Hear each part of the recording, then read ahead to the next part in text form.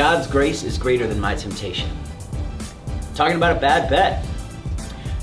But what if it looks really, really great on its surface? So I want to talk about a story where I was actually tempted by something that could have been super positive. A couple years ago, before Aurora was even a thought, I have a little 2-year-old girl who's about to be 3, where my wife Kelly and I were talking about starting a family.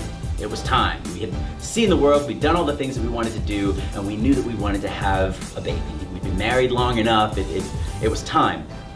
And right about this time, we were in between gigs, kind of trying to figure things out, and I got a big offer out of nowhere to go and be a headliner in another country, make a bunch of money, do a bunch of shows, but it would have meant that we were separated, and that the plans that God had put on our hearts would have to be put on hold. But through prayer and through just discussion and putting heads together, we decided to follow through on what God had put on our hearts. And instead of putting a bunch of money in the bank account and living at a resort for almost a year, we actually, a couple of months after that decision, got pregnant, and we received the greatest gift that God has ever given us, and that is our daughter, Aurora. Man, the money would have been great, the experience would have been awesome, living at the resort, being on the beach every single day would have been the coolest thing ever.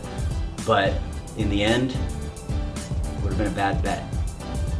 So in that, God's grace was greater than my temptation.